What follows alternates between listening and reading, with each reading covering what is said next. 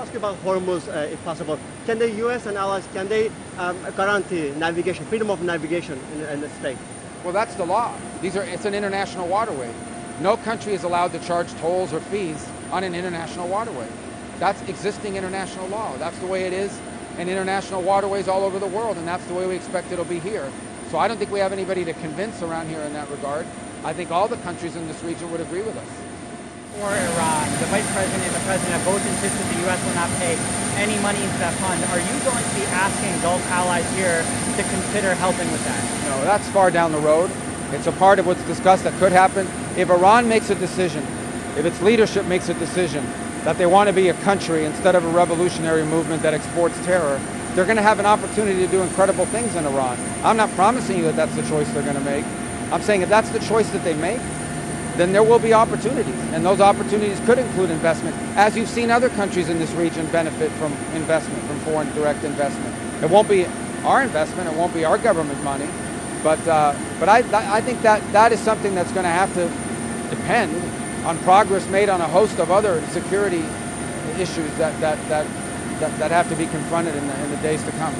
Lebanese and Israeli officials are meeting in Washington as we speak. Yeah. Is it your position that that process should be separate from Iran peace deal? Well, that process is separate.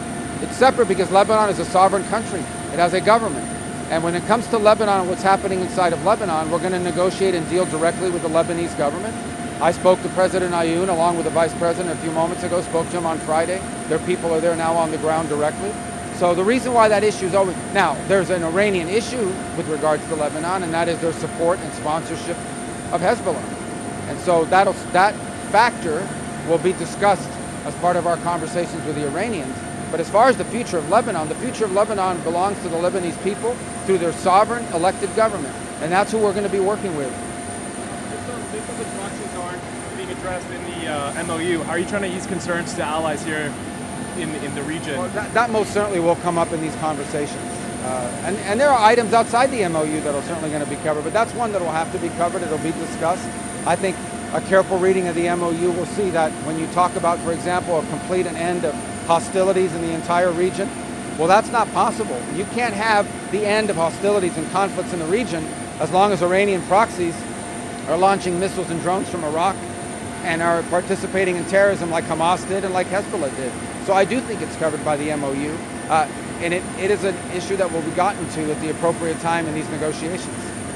Let me ask you about Hormuz, if possible. Can the U.S. and allies, can they guarantee navigation, freedom of navigation in the strait? Well, that's the law. It's an international waterway. No country is allowed to charge tolls or fees on an international waterway. That's existing international law. That's the way it is in international waterways all over the world, and that's the way we expect it'll be here. So I don't think we have anybody to convince around here in that regard. I think all the countries in this region would agree with us. All right? See you tomorrow. Thank you.